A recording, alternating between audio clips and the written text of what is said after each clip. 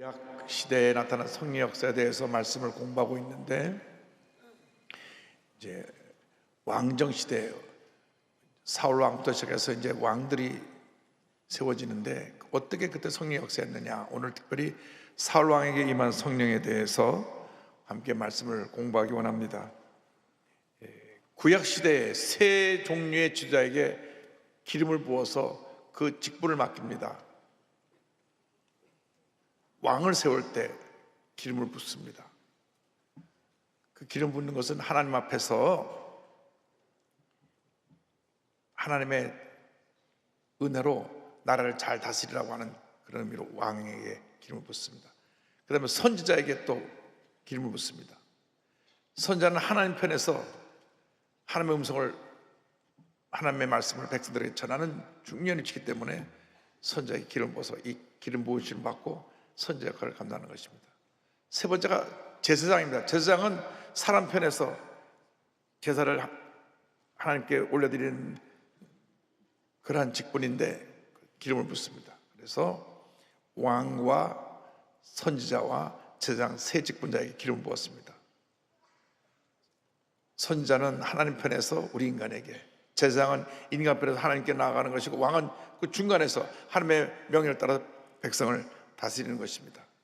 그런데 사사시대 400년이 지나고 나면서부터 이스라엘 백성들이 우리에게 왕을 세워주세요, 왕을 세워주세요, 왕을 세워주세요. 사무엘이 그들을 말합니다. 왕을 세우면 너희들이 더 힘들 것이다. 왕이 너희들에게 많은 것을 요구하게 될 것이고, 너희들은 그 왕의 종이 되어야 될 것이고, 그래도 우리는 왕이 필요합니다. 다 이웃에는 왕이 있는데 왜 우리나라는 왕이 없습니까? 그래서 사무엘이 왕을 세우는데 하나님께서 사울이라고 하는 청년을 택해서 기름을 부어라. 그래서 이 사무엘이 사울에게 기름을 붓는 장면이 사무엘상 10장에 나옵니다. 1절과 5절 6절을 보겠습니다. 이에 사무엘이 기름병을 가져다가 사울의 머리에 붓고 입맞춤에 이르되, 여호와께서 내게 기름을 부으사 그 기업의 지도자로 삼으셨지 아니하셨느냐? 그 후에 내가 하나님의 산에 이르리니 그곳에는 블레 사람들의 영문이 있느니라. 내가 그리로 가서 그 성읍으로 들어갈 때 선자의 무리가 산당에서부터 비파와 소고와 저와 수금을 앞세우고 예언하며 내려오는 것을 만날 것이요, 내게는 야훼 영이 크게 임하리니 너도 그들과 함께 예언을 하고 변하여 새 사람이 되리라. 하나님께서 이제 사울을 왕으로 택하기 위해서 먼저 기름을 붓습니다. 하나님 앞에서 우리가 언제나 준비가 되어 있어야 됩니다. 하나님 영혼에서 쓰임받을 준비가 되어 있어야 됩니다. 늘 영적으로 깨어 있어서 기도하고 말씀 묵상하면서 주님, 언제든지 나를 택하여 주님의 일을 할 수 있게 하여 주옵소서.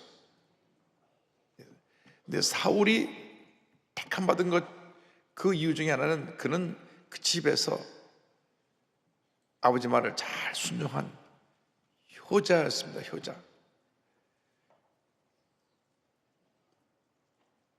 하나님 앞에 쓰임 받으려면 품성이 제대로 돼야 되는데, 품성이 제대로 되지 못해서 막 쉽게 흥분하고 소리 지르고 자기 감정을 다스리지 못하면 큰 사람이 될 수 없습니다. 부모님 말씀에 네 해야 되는데 한마디 하면 두마디 하고 두마디 하면 세마디 하고 이래건 절대 복받은 인생을 살 수가 없습니다. 요즘은 참 시대가 이상해져서 선생님이 학생을 야단쳐도 그것도 선생님이 오히려 고발을 당해요. 옛날에는 선생님한테 많이 두들겨 맞았는데 요즘 두들겨 맞았다가는 큰일 납니다. 아동학대라 그래갖고 다 고발당해요. 근데 집에 나귀를 잃어버렸을 때 아버지가 그 나귀를 찾아오라고 시키는 장면이 사무엘상 9장 3절 나오는데요.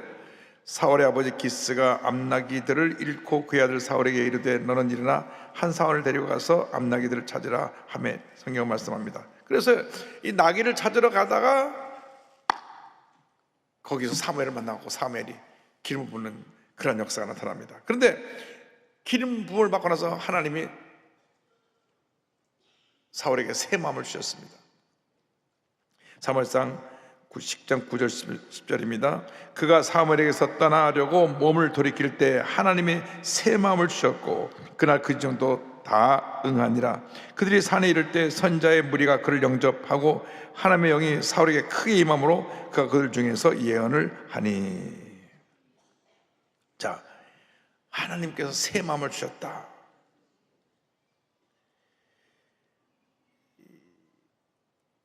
영어 성경 번역한 내용들을 한 7, 8곳을 찾아보니까 새 마음 주었다라고 번역되어 있는 여러 곳이 있고 또 another heart, 또 다른 마음을 주셨다. 어쨌든 이렇게 두 가지로 표현되는데 새 마음을 주셨다든지 다른 마음을 주셨다든지 또 하나의 지금 나의 모습이 아니라 변화된 새로운 모습을 주셨다는 것을 의미합니다. 여러분, 하나님의 택함 받고 나서 우리가 달라져야 됩니다. 달라져야 돼요. 이 마음이 달라져야 됩니다. 새 마음이 되어야 됩니다. 하나님이 기뻐하시는 마음이 되어야 됩니다. 옛사람의 나의 모습은 고집불통이고 나밖에 모르고 내 멋대로 하고, 근데 우리 예수 믿고 하나님 사람이 된 다음에는 새 마음으로 변화돼서 인격적으로 성숙하고 감정도 잘 다스릴 줄 알고 덕을 끼치는 말을 하고 함부로 사람과 다투지 아니하고 변화가 되어야 됩니다. 여러분, 예수 믿고 달라져야 됩니다. 예수 믿고 안 달라지면 문제가 나한테 다 생겨나는 것입니다. 여러분, 예수 믿고 달라져야 돼요. 말도 달라져야 되고 행동도 달라져야 되고 다 달라져야 됩니다. 밤낮 밤마다 술을 이렇게 만져 소리 지르고 그러다가 예수 믿고 나서 딱 술 끊고 하나님 앞에서 참 기쁨으로 주님을 섬기면 얼마나 복을 받겠습니까? 그런데 예수 믿고 나서도 그냥 하루가 멀다고 막 부어라 마셔 이래가지고 그래가지고 신앙생활 한다고 하면 그것은 정말 부끄러운 신앙생활을 하고 있는 것입니다. 여러분, 새 마음을 갖게 되길 바랍니다. 새 사람이 되길 바랍니다. 여러분, 예수 믿고 새 사람이 되어야 됩니다. 이전 것은 어떻게 했다고요? 지나갔으니. 지나간 옛사람이 머물러 있으면 안 됩니다. 여러분, 예수 믿거나 달라져야 돼요. 제가 지도자론에 대한 책을 많이 이제 읽어보니까 공통적으로 딱 한 가지 같이 말하는 게 있어요. 인격적인 그 모습을 갖춰야 된다. 인격이 다듬어지지 않은 사람은 지도자가 될 수 없다는 것입니다. 인격적으로 다듬어져야 돼요. 인격적으로 사람이 자기를 잘 못 다스리면 그것이 또 다른 문제를 만들어냅니다. 그래서 예수 믿고 나서 우리가 새 사람이 되어야 된다. 성령 받고 나서 새 사람이 되어야 되는 것입니다. 어제보다 오늘이 낫고 오늘보다 내일이 낫고 내일보다 모레가 낫고 날마다 더 낫고 더 나아지고 더 나아지고 날마다 예수의 모습 닮아가고 정말 변화돼서 위대한 하나님 사람이 되어야 됩니다. 성 어거스틴이 그렇게 17살 때 유학 가고 방탕한 삶을 살고 그러다가 돌아와서 점점점 변화되고 마지막에는 성자가 되어가지고 모든 사람이 어거스틴 목사님 하면 다 정말 예수님 닮은 위대한 하나님의 종 이렇게 변화된 것처럼 변화가 돼야 돼요. 저 사람 예수님 닮아서 왜 저 모양 저 꼴이야 이런 말을 들으면 안 됩니다. 여러분, 새 사람이 되길 바랍니다. 그런데 사울 왕을 칭찬할 또 하나의 것은 아버지에게 순종하고 하나님 앞에서 그가 맡겨진 죄를 날 뿐만 아니라 굉장히 겸손한 자였다. 겸손한 지도자로 하나님께서 그를 왕으로 세웠는데 그가 왕으로 택함받을 때 사람들 앞에 나서지 않고 이 진보다리 뒤에 숨어 있었어요. 사무엘상 10장 21절 22절 왕을 뽑는 내용이 나오는데요. 이제 제비를 뽑아서 그러니까 베냐민 표사 이 사람인데 10장 21절 22절 보면 이렇게 되어 있습니다. 베냐민 지파를 그들의 가족별로 가까이 오게 하였더니 마드리의 가족이 뽑혔고 그 중에 기스의 아들 사울이 뽑혔으나 그를 찾아도 찾지 못한지라. 그러므로 그들이 또 야훼께 묻되 그 사람이 여기 왔나이까. 야훼께서 대답하실 때 그가 진보 딸애들 사이에 숨었느니라 하셨더라. 자가 뽑혀서 왕이 되는데도 내가 여기 있어 하지 않고 뒤에 숨어서 이렇게 보고만 있었어요. 보통 사람들은 이렇게 뭔가 하나 이렇게 직분만 줘도 내가 보통 사람이 아니요. 그래서 옛날에 사람에게 완장을 채워보면 안다 그런 말이 있어요. 그거 아무것도 아닌데 한번 완장을 채워놓으면 니들 내 말 들어야 돼.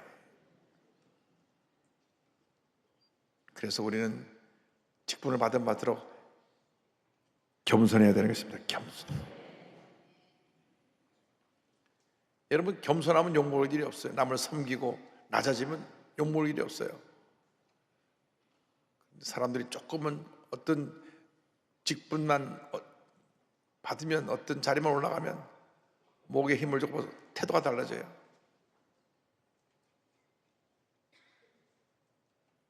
우리나라 정치하는 분들 보면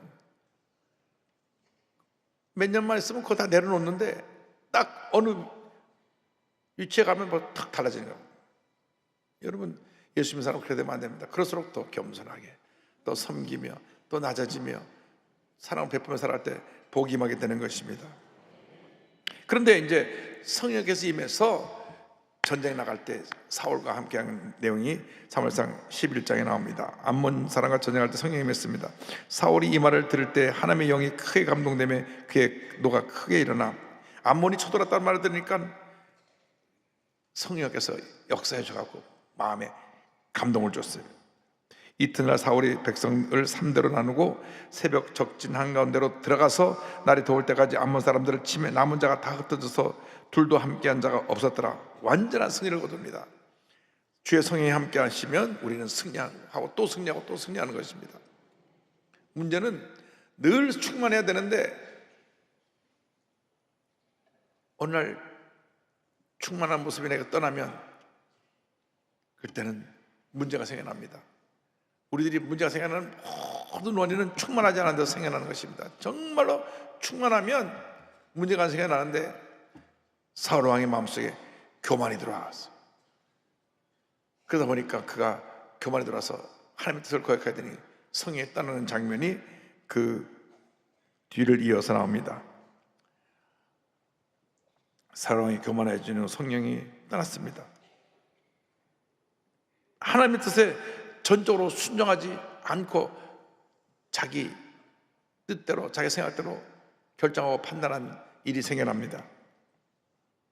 자, 일생을 살아가는데 하나님의 뜻이 있고 내 뜻이 있는데 성령으로 충만하면 반드시 하나님의 뜻을 따라가게 되어 있는데 기도하지 않고 충만하지 않으면 내 뜻을 따라가는 거예요. 내 뜻. 전쟁에서 많은 탈취물을 거뒀는데 다 진멸하라고 말씀하시는데 좋은 것들까지 다 죽여버리니까 아까울 거니까 좋은 것들은 다 따로 뒤로 빼놨어요. 사무엘상 15장 9절하고 22절입니다. 사울과 백성이 아각과 그의 양과 소의 가장 좋은 것 또는 기름진 것과 어린 양과 모든 좋은 것을 남기고 진멸하기를 즐겨하지 아니하고 가치 없고 하찮은 것은 진멸하니라. 하나님께서 다 진멸하라고 하시더라. 다 진멸하라. 그런데 좋은 것들은 싹 빼놓고 좀 가치 없고 좀 진멸해도 별 손에 안 먹어서 그만 진멸했습니다. 그때 하나님이 기뻐하지 않으셨습니다. 사무엘에 와서 이렇게 경고합니다. 사무엘이 이르되 야훼께서 번제와 다른 제사를 그의 목소리를 청정하는 것을 좋아하신 것 같이 좋아하시겠나이까. 다 같이요. 순종이 제사보다 낫고 듣는 것이 수장의 기름보다 나으니. 아멘. 여러분, 복받는 비결은 말씀에 순종하는 것입니다. 순종. 하나님 말씀에 하지 말라 하면 하지 마는 것이고 하라 하면 하면 돼요. 근데 내가 스스로 판단해 갖고 하지 말라는 것을 하고 하라는 것을 하지 않으면 그 죄를 짓는 것입니다. 하나님의 뜻을 따라야 되는데 우리가 영적으로 나태해지고 때로는 영적으로 교만해져 가지고 내 뜻을 앞세워 가지고 그리고 하나님 뜻을 거역함으로 말미암아 죄를 짓게 되고 결국은 하나님께 버림을 받게 됩니다. 사울 왕이 버림을 받게 돼요. 왜? 사울 왕이 먼저 하나님을 떠났기 때문에 하나님이 그걸 버린 겁니다. 그래서 그 뒤에 사무엘상 15장 뒤에 23절에 이렇게 나옵니다. 이는 거역한 것은 점치는 죄와 같고 완고한 것은 사신 우상에게 절한 죄와 같음이라. 왕이 야훼의 말씀을 버렸으므로 야훼께서도 왕을 버려 왕이 되지 못하게 하셨나이다 하니. 하나님의 뜻을 거역하는 것은 점치는 것과 같다 그랬어요. 우상에게 절하는 것과 같다 그랬습니다. 그래서 사무엘이 26절에 사울에게 이르되 나는 왕과 함께 돌아가지 아니하리니 이는 왕이 야훼의 말씀을 버렸으므로 야훼께서 왕을 버려 이스라엘 왕이 되지 못하게 하였음이니라 이다 하고. 아주 중요한 말씀이었습니다. 왕이 무엇을 버렸다고? 하나님의 말씀을 버렸다. 여러분, 말씀을 주야로 묵상하시기 바랍니다. 말씀을 읽고 또 읽고 또 읽고 또 읽어서 말씀이 내게 보여주는 그 길을 가면 됩니다. 내 길을 가는 것이 아니라 말씀이 보여주는 하나님의 길을 가야 돼. 하나님의 길. 그럼 복을 받습니다. 여기 복 받는 것이, 모든 복 받는 길이 이 속에 다 담겨 있어요. 복 받는 방법, 복 받는 길, 복 받는 삶, 복 받는 우리의 인생의 원리가 다 여기 있어요. 그런데 하나님 말씀을 따르지 않냐고 내 생각 내 뜻을 따라 살다 보니까 문제에 빠지게 되고 어려움에 빠지게 되고 많은 고통을 느끼게 되는 것입니다. 사울 왕이 그렇게 아버지 말씀도 잘 듣고 그렇게 겸손하고 그러던 사울 왕이 왕이 되고 나서 내가 하다 보니까 하나님이 하지 말라는 것을 앞장서서 하게 되고 그래서 하나님 앞에 버림을 받게 된 것입니다. 자, 그 다음에 더 문제입니다. 성령이 떠나니까 악령이 임했습니다. 이게 더 문제입니다. 16장 14절에 야훼의 영이 사울에게서 떠나고 야훼께서 부리시는 악령이 그를 번뇌하게 한지라. 여러분, 얼마나 큰 비극입니까? 이스라엘의 첫 번째 왕으로 기름 부음을 받아서 전쟁에서 승리하고 하나님 앞에서 큰 업적을 남긴 그가 하나님 명령을 순종하지 않고 자기 뜻대로 일을 행함으로 진멸해야 될 걸 진멸하지 않고 나중에 보면 또 하나님 앞에서 제사장이 드려야 할 제사를 자기가 대신 드려버리고, 그래서 결국 사울왕은 성령이 떠나고 나니까 악령이 들어와가지고 문제를 일으킵니다. 사실 교회를 힘들게 하는 것이 교회 밖에 믿지 않는 사람들보다는 교회 내에 성령이 떠나서 악령이 임한 사람들이 문제를 일으키는 겁니다. 이 교회는 만민이 기도하는 집입니다. 첫째도 기도고 둘째도 기도고 마지막도 기도입니다. 기도하는 사람들이 한 마음 될 때 교회가 부흥하는 것입니다. 그러나 성령이 떠나면 기도하지 않습니다. 기도를 해도 자기 욕심 갖고 기도하기 때문에 잘못 기도합니다. 그러다 보니까 자기도 모르게 악령이 역사해가지고 교회 문제를 일으키고 교회 다툼을 가져오고 교회를 분열시키고 교회를 상처 입히는 일이 생겨납니다. 왜? 악령이 임해서. 악령이 임해서. 우리가 그래서 늘 깨어 있어야 됩니다. 늘 깨어 있어야 돼요. 깨어 있어서 성령께서 날 새 사람으로 만들어 주신 모습을 늘 우리가 유지할 수 있어야 되는 것입니다. 이 사울 왕의 얘기가 다른 사람의 얘기가 아닙니다. 우리 얘기입니다. 우리가 막 잘 나갈 때, 잘 될 때, 교만해지면, 성이 떠나면 악령이 가지고 교회에 피해를 입힐 수 있는 그러한 잘못을 할 수 있기 때문에 우리가 늘 깨어 있어서 늘 성에 충만해서 하나님 기뻐하시는 삶을 살아가는 주님의 자녀가 되어야 할 것입니다. 그 다음에 사울이 계속해서 잘못된 행동을 합니다. 공을 세운 다윗을 시기하여 죽이려 합니다. 18장에 가 보면 8절 11절에 이 말씀이 있습니다. 골리앗을 다윗이 무너뜨리고 난 다음 사울은 천천히 다윗은 만만이라고 하니까 사울이 이렇게 말합니다. 사울이 그 말에 불쾌하여 심히 노하여 이르되 다윗에게는 만만을 돌리고 내게는 천천만 돌리니 그가 더웠을 것이 나라 말고 무엇이냐 하고, 그가 스스로 이르기를 내가 다윗을 벽에 박으리라 하고 사울이 그 창을 던졌으나 다윗이 그의 앞에서 2번 패했더라. 그 큰 공을 세운 다윗을 창을 던져서 2번이나 던져 죽이려고 그랬습니다.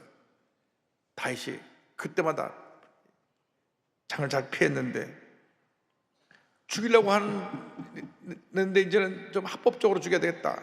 그래서 내가 너를 내 사이를 삼을 테니까 블레셋 사람들의 양피를 100개를 갖고 와라. 블레셋 사람 100명 죽였고 그 표적을 갖고 오라는 거 하는 것입니다. 그래서 블레셋 사람 싸우다 죽게 하려고 내보냈더니 오히려 가서 200명을 죽여 갖고 왔어요. 그래갖고 사회가 됐는데 더 미워요. 저 나가서 칼에 맞아 죽자고 살아와 갖고 자기 딸하고 결혼했으니. 그래서 내가 널 죽여버리겠다. 부하를 보내갖고 자기 딸 집에 있는 자기 사위를 죽이러 보냅니다. 사무엘상 19장 15절에 보니까 사울이 또 전령을 보내어 다윗을 보라 하며 이르되 그를 침상째 내게로 들고 오라. 내가 그를 죽이리라. 이렇게 말합니다.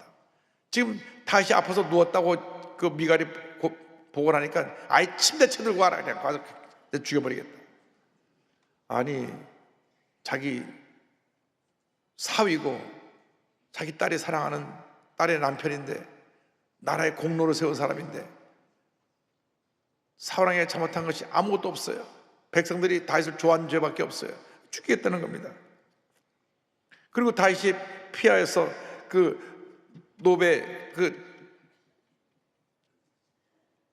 제사장이 있는 곳에 잠깐 머물렀다가 거기서 골리앗의 칼도 받고 거기서 물린 진설병 떡도 얻어서 먹었는데 그 얘기를 듣고 나서 다윗을 숨긴 죄로 노베 제사장들과 그 모든 가족을 다 죽여버립니다. 사무엘상 22장 18절 19절 이렇게 되어 있습니다. 왕이 도에게 이르되 너는 돌아가서 제사장들을 죽이라 하매 에돔 사람 도에게 돌아가서 제사장들을 쳐서 그날에 세무포 에봇 입은 자 85명을 죽였고 제사장들의 성읍 놉의 남녀와 아이들과 젖먹는 자들과 소와 나귀와 양을 칼로 쳤더라. 얼마나 사울이 악령에 들어서 포악해졌는지 하나님의 종을, 손도 못 대는 하나님의 종을 다 죽여버리고 그 가족들 젖먹는 애까지 다 죽이고 그 집에 소하고 나귀와 양은 또 무슨 죄가 있어요? 영문도 모르고 다 죽임을 당했어요.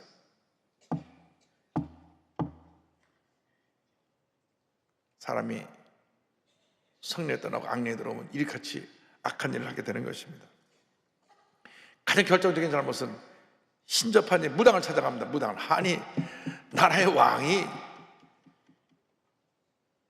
제사장 선자에 가서 기도받고 문제를 해결해야 되는데 무당을 찾아가요. 사무엘상 28장 가보면 이렇게 나옵니다. 6절에 사울이 야훼께 묻자오되 야훼께서 꿈으로도 우림으로도 선자로도 그에게 대답하지 아니하심으로 사울이 그의 신하들에게 이르되 나를 위하여 신접한 여인을 찾으라. 내가 거리로 가서 그에게 물으리라 하니 그의 신하들이 그에게 이르되 보소서 엔돌에 심한 여인이 있나이다. 이렇게 보고를 합니다. 신하들도 문제예요. 왕이요, 어떻게 신접한 여인 무당에게 찾아갑니까? 왕이시여, 하나님의 응답할 때까지 엎드려 기도하셔야죠. 어떻게 무당을 찾아갑니까? 그런 신학 하나도 없어요. 열심히 또 나도 찾아가지고 네, 저기 이 무당이 있습니다. 이런 그 왕의 그 신합니다. 옆에서 바른 얘기를 해야죠. 왕이요, 절대 안 됩니다. 왕이 무당을 찾아가는 그날 왕은 이제 다 끝납니다. 그렇게 얘기해서 한 사람도 없었어요. 여러분, 옆에서 바른 얘기를 하는 사람들이 있어야 그것이 하나님의 뜻을 이루어가는 길인 것입니다. 아니, 무당 찾아가는 게 잘못된 건데요. 그런데 김집사 저기 점치는 사람이 있는데 아주 쪽지게 무당이래. 우리 절대 교장한테도 말해봐, 비밀로 하고 한번 갔다 오자. 갔다 오고 또 김집사가 일러요. 절대 비밀로 하라고 그래서 그러고 갔다 왔습니다. 여기는 한 사람도 없지만 저쪽 가면 한 사람이 있어요. 여러분, 무당은 안 됩니다. 귀신 역사는 안 됩니다. 점치는 사람 무당 안 됩니다. 진짜로 용한 무당은 과거는 봐요. 과거를 본다고요. 미래를 못 봐요. 과거를 보는 것 같고 그 마음속에 두려움을 끌어내 갖고 돈 뜯어내는 거예요. 어릴 때 아버지가 밤낮 너 때렸지, 술 먹고 가서 너 때렸지. 어릴 때 술 먹고 때린 게 지금 나랑 무슨 상관이 있어요? 나는 지금 새 사람이 됐는데. 자꾸 과거의 어두운 그림자를 들춰내 갖고 얘기를 합니다. 대단한 것 같지만 과거를 말하지만 미래를 못 맞추는 거예요. 뭐든지 마시다 그러면, 자, 내가 성경책 몇 페이지 펼치는지 알아맞혀봐. 못 맞추지. 어떻게 맞춰야지. 내가 어디를 펼칠지 지가 어떻게 알고. 절대 못 맞춰요. 과거는 본다니까요. 그러니까 과거를 보는 거하고 속으면 안 돼요. 사탄은 물러가라. 여러분, 절대 점치는 데 가지 말고 성경 보고 기도하고, 점치러 갈 시간에 기도를 들어가서 기도하시기 바랍니다. 그래서 사울이 어떻게 최후를 맞느냐? 블레셋과의 전쟁에서 아들들과 수많은 군사가 죽습니다. 사울 왕의 잘못 때문에 엄청난 희생이 따릅니다. 사무엘상 3장 31장 1절 2절 다 같이 보겠습니다. 블레셋 사람들이 이스라엘을 침해, 이스라엘 사람들이 블레셋 사람들 앞에서 도망하여 길보아 산에서 엎드려져 죽으니라. 블레셋 사람들이 사울과 그의 아들들을 추격하여 사울의 아들 요나단과 아비나답과 말기수아를 죽이니라. 많은 이스라엘 군사가 죽고 사울의 아들 다윗의 친구인 요나단과 아비나답과 말기수아가 죽습니다. 그리고 자기 자신도 죽습니다. 4절 5절에 이렇게 뒤가 이어집니다. 다 같이요. 그가 무기를 든 자에게 이르되 내 칼을 빼어 그것으로 나를 찌르라. 할례 받지 않은 자들이 와서 나를 찌르고 모욕할까 두려워하노라 하나 무기를 든 자가 심히 두려워하여 감히 행하지 아니하는지라. 이에 사울이 자기의 칼을 뽑아서 그 위에 엎드러짐에 무기를 든 자가 사울의 죽음을 보고 자기도 자기 칼 위에 엎드러져서 그와 함께 죽으니라. 사울 왕이 이제 다쳐서 저들과 싸울 수가 없어요. 그러니까 옆에 부하한테 날 죽여라, 날 죽여라. 내가 블레셋 사람에게 죽임당하는 것보다 내가 너에게 죽임당하는 게 낫다. 근데 감히 어떻게 왕을 죽입니까? 어휴, 부하가 왕이 명령해도 벌벌 떨면서 전 그거 못합니다. 그러니까 왕이 스스로 칼을 꺼내서 칼 위에 엎드려서 죽었어요. 이것도 잘못된 겁니다. 십계명에 살인하지 말라 그랬는데 자살도 살인이에요. 자기가 자기를 죽이는 거니까. 십계명을 어기고 죽었어요. 옆에 있는 부하도 자기 칼에 엎드려져서 또 죽었어요.